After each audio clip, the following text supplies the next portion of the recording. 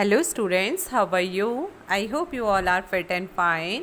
So now students, this is your EVS class and today we will read class 5th Environmental Study textbook Looking Around volume 3rd and chapter number 10 Walls Tell Stories. And the students, this is video second of chapter number 10. Okay, and we have to start from page number 90. Tell and write. All right, so let's read students. Look carefully at the map of Golconda. On the map, arrows shoot all the four direction. So students, next page number 91, you can see the map of Golconda. Okay, Golconda fort. Okay, तो आप लोग Golconda fort के map को देखते भी रहिए और questions भी आप सुनिए. Okay, now first one, look carefully at the map of Golconda. Golconda map को, गोलकोंडा के मानचित्र को ध्यान से देखिए. ऑन द मैप, मानचित्र में arrow showed all the four directions. ठीक है, मानचित्र में आप देख सकते हैं students, again come in this map. तो मानचित्र में देखिए एरो बने गए हैं. Okay, on the map arrow show all the four direction. Okay, all the four direction, east, west, north and south, चारों दिशाओं में एरो बनाए गए हैं जैसा कि आप देख सकते हैं. तो अब आपको इस एरो के अकॉर्डिंग स्टूडेंट्स आगे की एक्टिविटी करनी है. If you are peeping inside the Bodli Darwaja, okay, if you are peeping inside the Bodli Darwaja, in which direction from you is Katora Hauz. Okay, अगर स्टूडेंट्स इफ़ यू, यदि तुम boldly दरवाजे से किले के अंदर झांकोगे, पीपिंग मीन्स झांकना, किले के अंदर देखोगे या झांकोगे, इन विच डायरेक्शन फ्रॉम यू इस कटोरा हॉज, तो आप कटोरा हॉज से किस दिशा में हैं. ठीक है, अब स्टूडेंट्स आपको ये एक्टिविटी करनी है खुद से. अभी हम आपको आंसर बताएंगे बट आपको ये एक्टिविटी खुद से करनी है. अब आपको सबसे पहले देखना है कि बोर्डली दरवाज़ा कहाँ पर है. ठीक है, तो आप यहाँ पर इस मानचित्र में किसको देखेंगे, आप बोर्डली दरवाज़ा को देखेंगे और बोर्डली दरवाज़ा से आप कहाँ को झाँकेंगे, कटोरा हॉज को झाँकेंगे. ठीक है, तो जितने भी दरवाजे हैं स्टूडेंट्स इसकी बाउंड्री लाइन में, इस मैप की बाउंड्री लाइन में है. तो आप यहाँ पर देखेंगे, आप यहाँ पर साउथ डायरेक्शन में देख सकते हैं स्टूडेंट्स. ठीक है, आप इसको ध्यान से घर पर देखिए, अपने बुक खोलकर इसको ध्यान से देखिएगा. साउथ डायरेक्शन में बोदली दरवाज़ा बनाया गया है. अब अगर आप बोदली दरवाजे से कहाँ को देखेंगे, पूछ रहे हैं question. If you are peeping inside the Bodli Darwaza, okay, in which direction from you is Katora Hauz. अब हमें ढूंढना है कटोरा हॉज. यहाँ पर स्टूडेंट्स आप देख सकते हैं कटोरा हॉज है. तो आप किस दिशा में, ठीक है, अगर आप बोर्डली दरवाजे से किले के अंदर झांक रहे हो तो कटोरा हॉज किस दिशा में होगा. तो स्टूडेंट्स आप देख सकते हैं डायरेक्शंस तो यहाँ पर दी गई हैं. तो डायरेक्शन हम यहाँ से अंदर की ओर झांक रहे हैं, बोर्डली दरवाजे से अंदर की ओर झांक रहे हैं, कटोरा हॉज की ओर. तो कौन सी डायरेक्शन को आप झांकेंगे स्टूडेंट्स, कौन सी दिशा को आप देख रहे होंगे, या कटोरा हॉज कौन सी दिशा में होगा. आप देख सकते हैं यहाँ पर है नॉर्थ डायरेक्शन. ठीक है, तो आप साउथ से देखेंगे तो कटोरा हॉज कौन सी दिशा में होगा, उत्तर दिशा में होगा. ओके, तो यू कैन से दैट कटोरा हॉज, this is Katora Hauz, Katora Hauz is in north of Bodli Darwaza. Okay, Bodli Darwaza से कटोरा हॉज उत्तर दिशा में है, नॉर्थ डायरेक्शन में है. All right students. Okay, now next, come to the next question. If someone is entering from Banjara दरवाजा, ओके, अब आपको ये बताना है. अब आप सोचिए कि कोई व्यक्ति बंजारा दरवाजा से अंदर आ रहा है. In which direction from her is Katora Hauz. Okay, तो कटोरा हॉज उसकी किस दिशा में होगा. तो स्टूडेंट्स अगेन आपको कहाँ पर आना है, मानचित्र में आना है, गोलकोंडा के मानचित्र में. तो अब क्वेश्चन कह रहा है कि if someone is entering from Banjara दरवाजा. ठीक है, अब आपको फिर से बाउंड्री लाइन में बंजारा दरवाजा देखना होगा. कहाँ पर बंजारा दरवाजा है, ये बंजारे दरवाजे या जो भी गेट हैं, जो भी दरवाजे हैं, वो स्टूडेंट्स आपको मोस्टली कहाँ पर मिलेंगे, बाउंड्री लाइन में मिलेंगे गोलकोंडा फोर्ट के ओके, तो देखिए यहाँ पर हम देख सकते हैं बोनजारा दरवाज़ा। ओके, हो सकता है अभी आपको यहाँ पर बुक में क्लियर ना दिखे, आप अपनी बुक पर ध्यान से देखिए तो आपको क्लियर दिखेगा। मैं इसे जूम भी कर लेती हूँ। ये देखिए यहाँ पर दिख रहा है बंजारा दरवाज़ा। तो अब क्वेश्चन क्या कह रहा है, if someone is entering from Banjara दरवाज़ा, कोई इस दरवाजे से एंटर कर रहा है, अंदर की ओर आ रहा है, तो in which direction from you in which direction from her is Katora Hauz. अब फिर से कटोरा हौज आना है। कटोरा हौज बिल्कुल बंजारा दरवाजा के पास पर है, तो अब हमें बताना है कि कटोरा हौज उसकी किस दिशा में होगा। ठीक है, वो एंटर कहाँ से कर रहा है, बंजारा दरवाजा से कर रहा है, तो कटोरा हौज उसकी कौन सी डायरेक्शन में होगा स्टूडेंट्स? यस, डेफिनेटली कौन सी डायरेक्शन में, वेस्ट डायरेक्शन में। ये देखिए ना, यहाँ से आ रहा है तो ये कौन सी डायरेक्शन में आएगा, वेस्ट डायरेक्शन में। यहाँ पर बना है देखो वेस्ट डायरेक्शन, एरो से बना हुआ है। अगर कोई यहाँ से एंटर कर रहा है तो यहाँ से आएगा, तो वो कहाँ पर आएगा, कौन सी डायरेक्शन में आएगा, वेस्ट डायरेक्शन में। ऑलराइट, तो ऐसे ही आप इस मैप को ध्यान से देखिएगा और आप खुद से आंसर्स अटेम्प्ट करिए। Now see, in which direction will you walk from Bala Hisar to reach Moti Mahal. Okay, so students आपको फिर से बताना है कि कौन सी दिशा में, in which direction will you walk from Bala Hisar, Bala Hisar से तुम कौन सी डायरेक्शन में, कौन सी दिशा में चलोगे कि आप कहाँ रीच करो, कहाँ पहुँचो, मोती महल में पहुँचो। ठीक है, अब हम फिर से स्टूडेंट्स आपको फिर से मैप को ध्यान से देखना होगा। तो अब हमें देखना है बाला हिसार कहाँ पर है। तो स्टूडेंट्स आप सभी देखिए बाला हिसार कहाँ पर है, तो आप यहाँ पर देख सकते हो बाग बाला हिसार सेंटर में है ना। मैं जूम कर लेती हूँ इसको, आप देख सकते हैं ये आ गया बाला हिसार। तो अब क्वेश्चन क्या पूछ रहा है, in which direction will you walk from Bala Hisar, Bala Hisar से आप कौन सी डायरेक्शन पर वॉक करोगे कि आप कहाँ पहुँच जाएं, मोती महल पहुँच जाएं। तो अब आपको कौन सी जगह ढूंढनी है, मोती महल। ठीक है, अब आप फिर से मैप को ध्यान से देखिए कि मोती महल कहाँ पर है। ठीक है, तो आप यहाँ से सर्च करेंगे। ठीक है, मोती महल को आप देखेंगे कहाँ पर मोती महल है, ये तो हमें बाला हिसार मिल गया। अब देखिए बाला हिसार के जस्ट सामने क्या है, मोती महल है। ठीक है, कहाँ पर है, जस्ट सामने मोती महल। और मोती महल कौन सी डायरेक्शन में है स्टूडेंट्स, आपने देखा ना, ये बाला हिसार से हम कहाँ को मूव करेंगे, कौन सी डायरेक्शन की ओर को चलेंगे कि हम यहाँ पर पहुँच जाएं, मोती महल में पहुँच जाएं बाला हिसार से।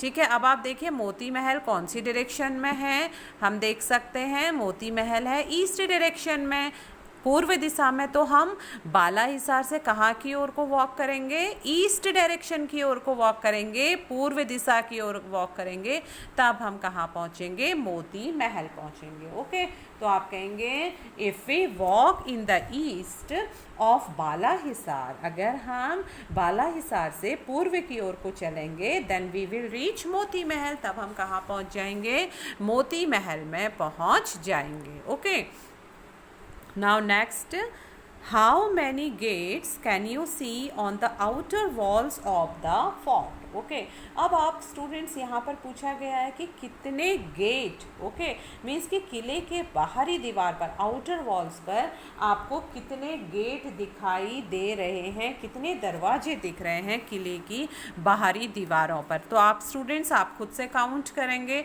ठीक है, तो अगर हम काउंट यहाँ से करें, नॉर्थ से करें, 1 2 and 3 4 5 6 7 8 and 9, कितने दरवाजे दिखे स्टूडेंट्स, हमें 9 गेट दिखे। ठीक है, again students count from here, Banjara दरवाजा से हम आउटर वॉल के दरवाजे हमें काउंट करने हैं, बाहरी दीवार के। तो हम यहाँ से काउंट करते हैं बंजारा दरवाजे से, gate number 1, gate number 2, gate number 3, gate number 4, gate number 5, gate number 6, gate number 7, gate number 8, gate number 9। तो कितने गेट हुए स्टूडेंट्स, 9। तो आप क्या कहेंगे, there are 9 gates on the outer walls of the fort. Okay, किले की outer wall पर, बाहरी दीवार पर 9 गेट हैं। Again I am repeating, there are 9 gates on the outer walls of the fort. Okay, now next question students, count how many palaces are there in the fort. Okay, अब आपको क्या count करना है कि कितने palaces हैं, कितने महल हैं, कहाँ पर, there in the fort means महल में, ठीक है, किले में कितने महल हैं उसे काउंट करिए, ठीक है। तो स्टूडेंट्स आप काउंट करेंगे कितने महल हैं। देखो, एक महल है शाही महल, ओके, दूसरा है महल तारामती, तीसरा है मोती Mahal.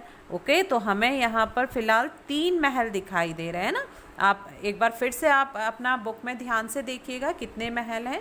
Okay, I can see here 3 palaces. Okay, तो आप देखेंगे first one is shahi Mahal, second one is Mahal Taramati, third one is Moti Mahal. तो आप लिखेंगे 3 पैलेसेस। ओके, तो क्या लिखेंगे आप, 3 palaces are there in the fort, या there are 3 palaces in the fort. Okay, now next question students, what arrangements for water can you see inside the fort? For example, wells, tanks and step wells. Okay, तो अब आपको बताना है students कि पानी के लिए, ठीक है, वाटर अरेंजमेंट के लिए, पानी के लिए क्या क्या इंतजाम दिख रहे हैं आपको गोलकोंडा के मैप में। जैसे वेल्स कुएं, tanks tank, okay, and step wells means बावड़ी, ठीक है, सीढ़ीदार कुएं आपको कौन कौन से दिखाई दे रहे हैं, क्या क्या इंतज़ाम आपको देख रहे हैं। तो आप कह सकते हैं स्टूडेंट्स, क्योंकि हमें यहाँ पर बहुत सारे हौज वी कैन सी हेयर, ठीक है, अगर हम फिर से मैप को देखें, गोलकोंडा मैप को, तो हमें बहुत सारे हौज यहाँ पर दिख रहे हैं, ठीक है। तो हम कह सकते हैं, जैसे स्टूडेंट्स हमने अभी भी थोड़ी देर पहले भी हमने जब हौज सर्च किया था तो हमें हौज दिखाई दिए थे, है ना, कितने सारे हौज हमें दिखाई दिए थे जो कि वाटर अरेंजमेंट के लिए थे। तो आप इन हौज को यहाँ पर देख सकते हैं। तो आप बोल सकते हैं फॉर वाटर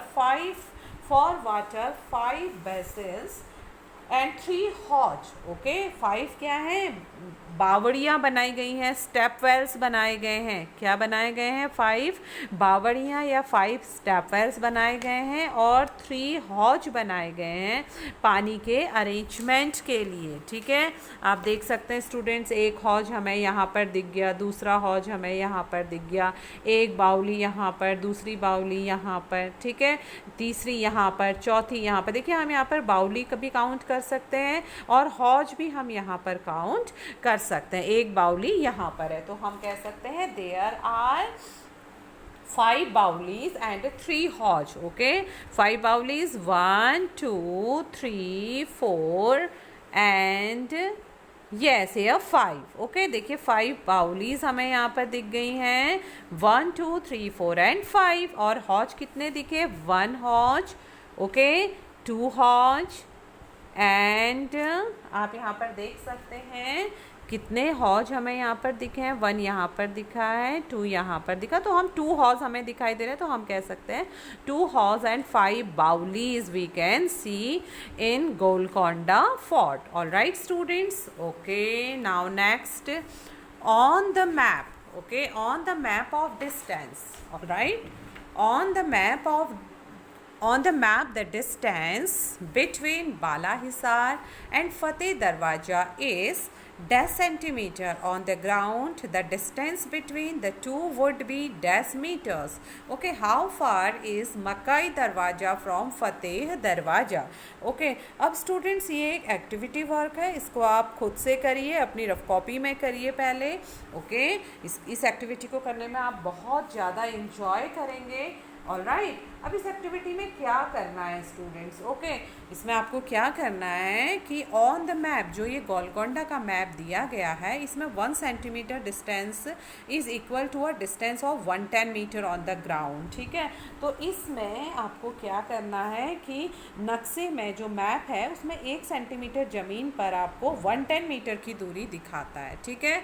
इस नक्शे में 1 सेंटीमीटर की जो डिस्टेंस है, 1 सेंटीमीटर ज़मीन पर कितना दिखाता है, है, 110 मीटर की डिस्टेंस दिखाता है। तो अब आपको बताना है ऑन द मैप, इस मानचित्र में, the distance between Bala Hisar and Fateh Darwaza is. अब आप स्टूडेंट्स बाला हिसार से लेकर, ठीक है, बाला हिसार हमने देखा था, बाला हिसार से कहाँ, फतेह दरवाजा। ओके, तो आप पहले इसमें यहाँ पर फतेह दरवाजा को देखिए, कहाँ पर फतेह दरवाजा है, यहाँ पर है स्टूडेंट्स, ठीक है। आप देख सकते हैं बाला हिसार से फतेह दरवाजा तक की डिस्टेंस आप अपने स्केल से काउंट करिए कितने सेंटीमीटर है, ठीक है। तो आपको क्या करना है, नक्शे में फतेह दरवाजा से बाला हिसार की दूरी को स्केल से सेंटीमीटर में अपनी रफ कॉपी में लिखना है, और उसके बाद ज़मीन की यह दूरी मीटर में कितनी होगी तो आप उसे चेंज मीटर में करेंगे। ओके स्टूडेंट्स, तो और हमें बताया है कि 1 सेंटीमीटर इजिकल टू कितना है, 110 मीटर है। तो आप इसको यहाँ पर सेंटीमीटर में और यहाँ पर मीटर में चेंज करके लिखेंगे। Okay, now next question, how far is मकई दरवाजा फ्रॉम फतेह दरवाजा, कि मकई दरवाजा फतेह दरवाजा से कितनी दूर है। अब आपको फिर से फतेह दरवाजा और मकई दरवाजा, फतेह दरवाजा आपको यहाँ पर मिल जाएगा, ये फतेह दरवाजा है, और अब आपको मकई दरवाजा ढूंढना है कि मकई दरवाजा कहाँ पर है, ठीक है। और मकई दरवाजा हम यहाँ पर देख सकते हैं, यहाँ पर है, तो इसकी भी यहाँ से यहाँ तक की स्केल से डिस्टेंस आप लिख सकते हैं। Okay students, now next page, page number 92। Why these attacks, okay, तो वाई, अटैक्स मीन्स हमला, अटैक मीन्स हमला, तो वाई दीज अटैक्स, ये हमले क्यों। Okay, while we were all talking, Sridhar called us to see a big gun cannon. We ran up the steps. Okay. तो while we were all talking, तो ये सभी बच्चे और दीदी बात कर रहे थे जब, तो वे कहते हैं कि जब हम बातें कर ही रहे थे तो श्रीधर कॉल्ड अस, श्रीधर ने हम सबको बुलाया, आवाज़ दी, to see a big gun, एक बड़ी बंदूक दिखाने को। कैनन मीन्स तोप होती है, जो बहुत बड़ी बंदूक होती है ना, उसे तोप बोलते हैं। तो उसने एक बड़ी तोप दिखाने के लिए हमें आवाज़ दी। Okay, we ran up the steps, और हम सभी सीढ़ियों की ओर तेज़ी से जाने लगे, तेजी से दौड़े उस कैनन को देखने के लिए, उस बिग गन को देखने के लिए। Okay, Sailaja, this must have been the sultan's big gun, तो सैलजा कहती है यह तोप तो सुल्तान की ही होगी। ओके, तो वे क्या बोलती सैलजा कि यह जो तोप है या जो बड़ी बंदूक है, बिग गन है, ये तो किसकी होगी, सुल्तान की ही होगी। नाउ दीदी response that this was used by Aurangzeb, his full army came with their guns and cannons to attack, but they could not even enter the fort. For 8 months they camped outside the fort. Okay, तो दीदी क्या कहती है, this was used by Aurangzeb, ठीक है, यह औरंगजेब के द्वारा प्रयोग की गई थी। यह जो कैनन है या जो बड़ी बंदूक है, तोप है, यह किसके द्वारा इस्तेमाल की गई थी, इसका प्रयोग किसके द्वारा किया गया था, औरंगजेब के द्वारा किया गया था। His full army came with their guns and cannons to attack, but they could not even enter the fort. Okay, तो वे कहते हैं कि हिज फुल आर्मी, औरंगजेब की पूरी सेना अपनी इस बंदूकों और तोपों के साथ हमला करने आई, बट लेकिन they could not even enter the fort, लेकिन वे किले में प्रवेश नहीं कर पाई। ओके, तो वे क्या बताती दीदी, दीदी कहती कि इस तोप का इस्तेमाल सुल्तान ने नहीं औरंगजेब ने किया था। जानते हो, औरंगजेब बादशाह की पूरी फौज बंदूकों और तोपों के साथ यहाँ हमला करने आई थी, लेकिन वह किले में एंटर भी नहीं कर पाई, घुस नहीं पाई। For 8 months they camped outside the fort. Okay, और वे कहती हैं कि पूरी सेना 8 महीनों तक बाहर ही, किले के बाहर ही बैठी रही। ओके, नाउ सैलजा, अब सैलजा क्या कहती है, सैलजा कहती है why would the army come here all the way from Delhi, तो सैलजा कहती है कि ये सेना दिल्ली से इतना दूर, दिल्ली से इतनी दूर यह सेना तोपों के साथ यहाँ क्यों आई। जब दीदी ने बताया कि वे आई थी तो बोलती है क्यों आई। देन दीदी response, in those days emperors and kings played such tricks, they try to make smaller kingdom a part of their own kingdom, this was done sometimes by friendship, sometimes by flattery or even by marriage between families, and when nothing else worked they also attacked them. ठीक है, तो दीदी बताती हैं, दीदी कहती हैं कि इन दोज डेज, उन दिनों, एम्पेयर्स एंड किंग्स, ठीक है, एम्पेयर मीन्स बादशाह एंड किंग्स मीन्स राजा, उन दिनों बादशाह हो या राजा प्लेड सच ट्रिक्स, सभी का यह खेल था, यह ट्रिक्स थी, सभी की ये खेलने की एक नीतियाँ थी. They try to make smaller kingdom, वे नीति क्या थी, वे चालबाजी या वे ट्रिक्स क्या थी, दे ट्राइड, वे कोशिश करते थे, to make smaller kingdom a part of their own kingdom, छोटे छोटे राज्यों को अपने राज्यों में मिलाने की. ठीक है, तो वे क्या करते थे, अपने राज्य को फैलाने के लिए छोटे छोटे राज्यों को अपने राज्यों में मिलाते थे.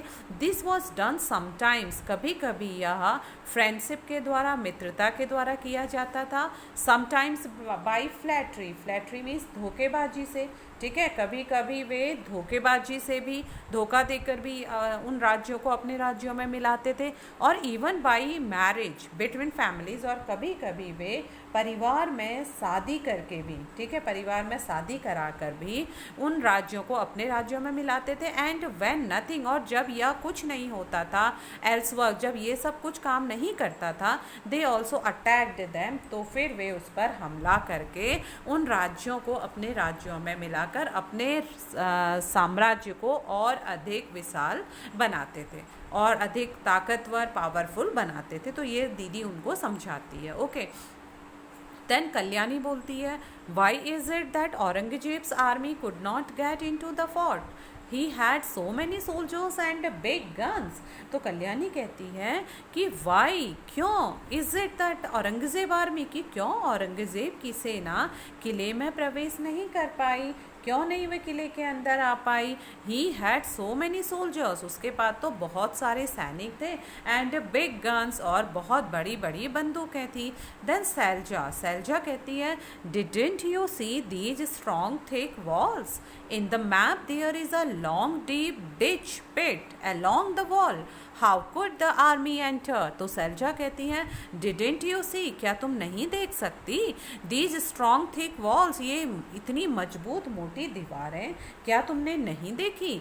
in the map, मानचित्र में, there is a long deep ditch pit along the wall, मानचित्र में, नक्शे में दीवार से लगी एक लंबी गहरी खाई भी दिखती है. pit means खाई, ठीक है, गड्ढा, एक लंबी गहरी खाई भी दिखती है. how could the army enter, तो आर्मी, सेना इसमें कैसे प्रवेश करेगी. Shridhar, if the army tried to come from a different side then the soldiers in the bastions would have seen it from a distance, no wonder it was difficult to attack the fort. तो फिर श्रीधर कहते हैं कि अगर सेना, if the army, अगर सेना किसी दूसरी तरफ से आने की कोशिश करती, डिफरेंट साइड्स, अगर वे दूसरी साइड से आने की कोशिश करती, देन द सोल्जर्स, तो जो सेना, जो सैनिक थे, जो बुर्ज पर बैठे सिपाही थे, वे दूर दूर तक सब कुछ उनको नज़र आ जाता था. No wonder it was difficult to attack the fort, मुश्किल तो हुआ होगा, ठीक है, इस किले पर आक्रमण करना.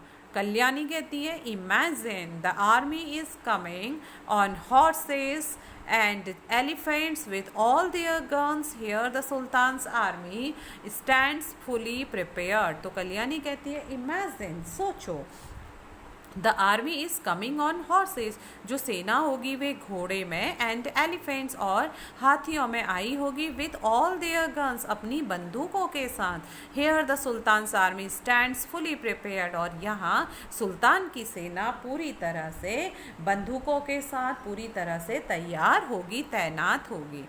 सैलजा, ओह नो, फिर सैलजा कहती है, अरे नहीं, how many people and soldiers on both the sides must have been killed in all these fighting, why do people attack and have wars. तो सैलजा कहती है, ओह नो, अरे नहीं. ओके, तो सैलजा कहती है, अरे नहीं, how many people and soldiers on both the sides, की दोनों ओर से लोग और जो सैनिक थे, have been killed in all this fighting, वे सभी, दोनों तरफ के सिपाही और दोनों तरफ के लोग इस लड़ाई में किल्ड हुए होंगे, मारे गए होंगे। Y do people attack and have Wars, क्यों लोग हमला करते हैं और वॉर यानी युद्ध करते हैं। तो सैलजा कहती है अरे नहीं, ओहो, पता नहीं इस लड़ाई में दोनों तरफ के कितने ही सिपाही और लोग मारे गए होंगे, हमले होते क्यों हैं, युद्ध होते क्यों हैं। Okay, now Shridhar, page number 93।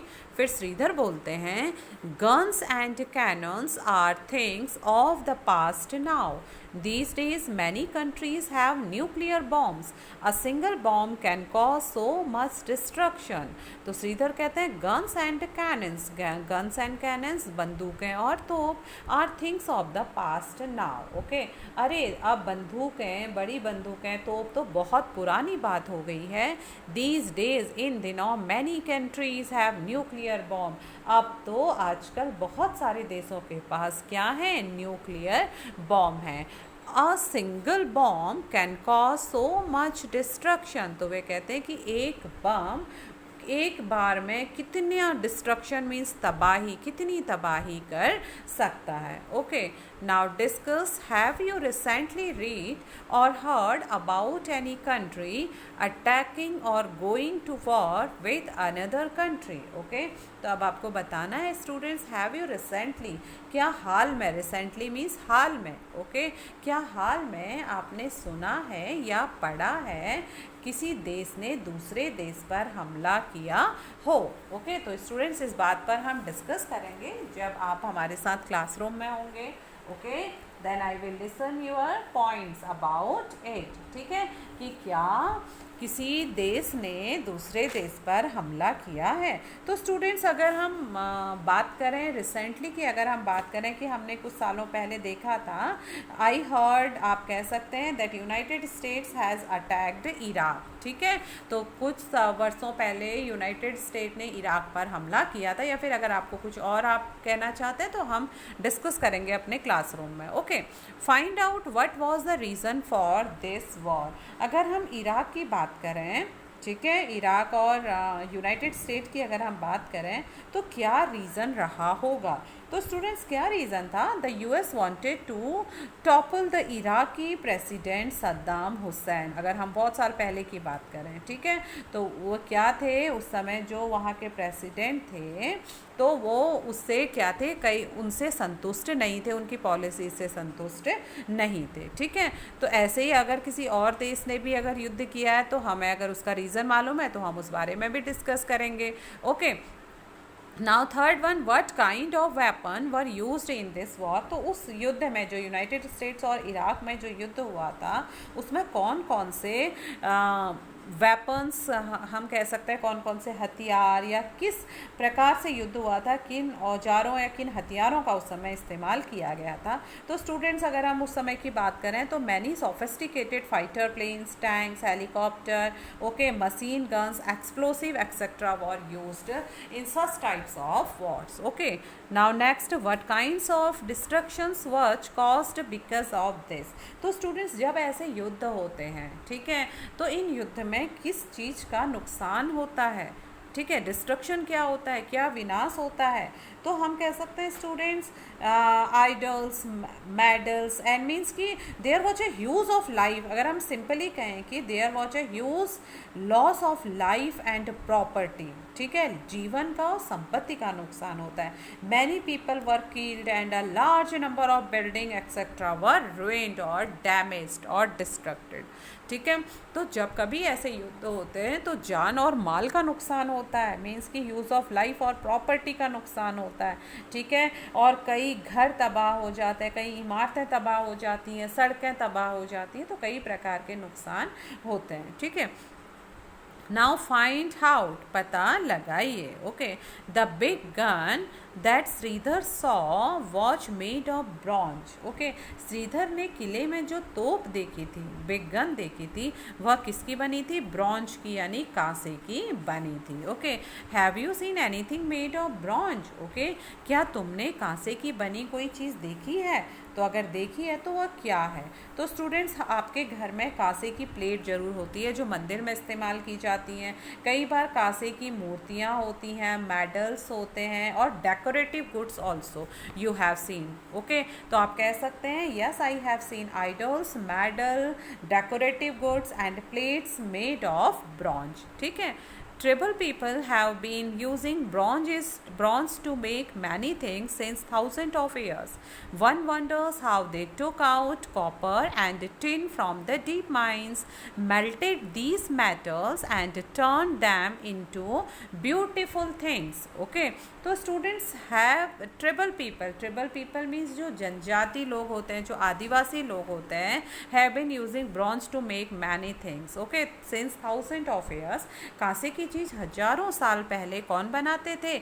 आदिवासी लोग, जनजाति लोग बनाते थे। Okay, one wonders how they took out copper and tin from the deep mines. तो आपको यह सोचकर हैरानी होगी कि जो माइंस मीन्स गहरी खाने जो होती हैं, डीप माइंस जो गहरी खाने होती है, उसमें से वे लोग तांबा और टिन कैसे निकालते होंगे। मेल्टेड दीज मेटल्स, इन धातुओं को आइडल बनाने के लिए या किसी भी वस्तु को बनाने के लिए उन्हें पहले उसे मेल्ट करना पड़ता है, तो वो कैसे गलाते होंगे। And turn them into a beautiful things, और फिर उनसे सुंदर सुंदर चीज़ें कैसे बनाते होंगे। ये काफ़ी सोचनीय बातें हैं स्टूडेंट्स, है ना। तो हमें सोचना चाहिए कि देखो, आदिवासी लोग जिनके पास प्रॉपर टूल्स नहीं होते, इंस्ट्रूमेंट्स नहीं होते हैं, ठीक है, रिसोर्सेज नहीं होते हैं, उसके बाद भी वे सारी चीज़ें कैसे करते होंगे। Okay, now next question students, find out, पता लगाइए फ्रॉम योर एल्डर्स, अपने बड़ों से, about some of the things made from bronze that were or are still used in your house. From its color, try to identify which one of them is made from copper, which from brass and which from bronze. Okay, तो students अब आपको पता लगाना है, आप अपने घर में अपने बड़ों से पता लगाइए कि आपके घर में या आसपास कांसे की, ब्रॉन्ज की कौन कौन सी चीज़ें थी, या हो सकता है वे आज भी हों, are still used in your house, आज भी आपके घर में वे इस्तेमाल हो रही हों कांसे की चीज़ें। From its colours, okay, from its colours try to identify which one of them is made from copper, और रंग से पहचानने की कोशिश करिए कि कौन सी चीज़ तांबे की और कौन सी चीज़ पीतल की, from brass, and which from bronze, और कौन सी चीज़ कांसे की है। ओके, आपको कलर से पता लगा सकते हैं, जैसे कॉपर की कलर क्या होता है, तांबे के बर्तन के कलर कैसे होते हैं, है ना, ब्रास का पीला होता है, ब्रॉन्ज का भी मस्टर्ड कलर का होता है, तो आप पता लगाने की कोशिश करिए। Okay students, now today class is over. Tomorrow I will be back with another topics of this chapter. Till then students, revise your work, do study and take care. Thank you very much. Have a nice day.